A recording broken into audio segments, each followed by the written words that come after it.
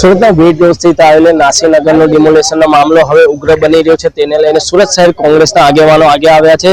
અસલમ સાયકલવાલા આપણા સાથે ઉપસ્થિત છે। અસલમભાઈ, જે રીતે અમે ગરીબોના હક માટે સતત લડાવી રહ્યા છો, હવે ડિમોલેશન કરી આવ્યું છે કે નથી કરાયું છે, અધિકારી એકબીજા પર ખો આપી રહ્યા છે।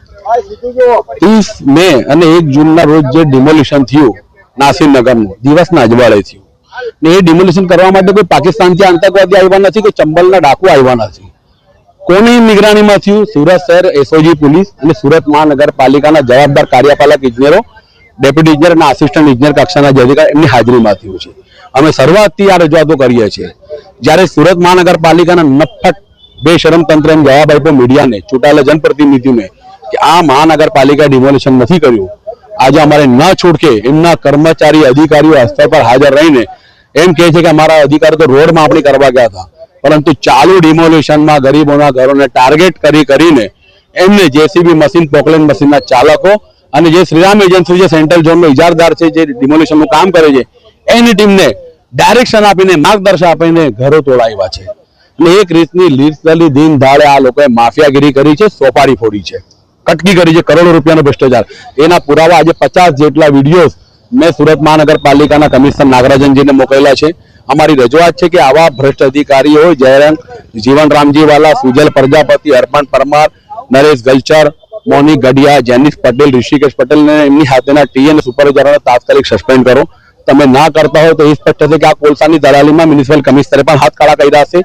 અને જો તમે નહીં એક્શન લેશો તો ના છૂટકે કોંગ્રેસ ગરીબોના માટે, એના ન્યાય માટે, એની સાથે થયેલા અન્યાય માટે આવા ભ્રષ્ટાચાર અધિકારીઓના જે મનપામાં બેઠા છે એના મોઢા કાળા કરતા પણ પીછત નહીં કરશું। અસલમભાઈ, જે રીતે તમે કહી રહ્યા છે કે પોલીસ નાની મોટી કોઈ મારામારી થતી હોય તેવામાં પણ ગુનો દાખલ કરી દે છે, આપને આટલી બધી રજૂઆત વિડીયો છતાં કરે તો શા માટે પોલીસ એફઆઈઆર નથી દાખલ કરવામાં? જો આ સરકાર છે ને રીલ સરકાર છે, રીલ બનાવવામાં જેટલીની માસ્ટરી છે એવું પ્રેક્ટિકલ કામ નથી કરતા। સુરત શહેરમાં સુરત શહેર પોલીસના અને સુરત મહાનગરપાલિકાના ઠેર ઠેર સીસીટીવી કેમેરા લાગ્યા છે। એને કોઈ મારા જેવા પુરાવા આપે ને જરૂર જ નથી।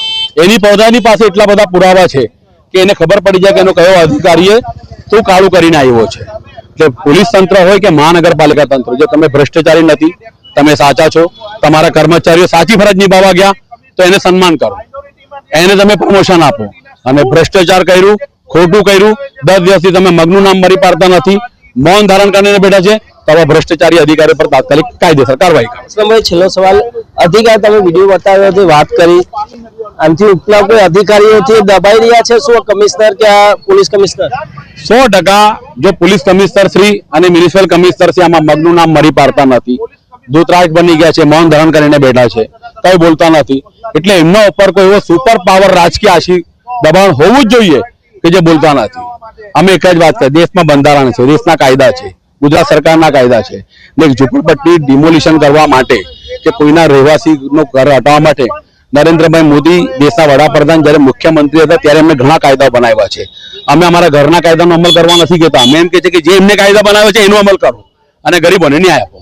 જી બિલકુલ, આ હતા અસલમ સાયકલવાળા। તેઓ જણાવ્યું છે કે આનાથી પણ ઉપર ઉચ્ચ અધિકારીઓનું દબાણ હોઈ શકે તેવું જણાવી રહ્યા છે, જેને લઈને સુરત શહેરના કોંગ્રેસના આગેવાનો હવે આગે આવ્યા છે। જે રીતે નાસીનગરનું ડિમોલેશનના 10 દિવસથી વધુ થઈ ગયા હોવા છતાં પણ પોલીસ ફરિયાદ નહીં છતાં આજ રોજ સુરત શહેર પોલીસ કમિશનરને ચોથી વખત શહેર કોંગ્રેસ મળવા આવ્યા છે। હવે આગળ શું નિર્ણય આવે છે તે હાલ જોવાનું રહ્યું છે।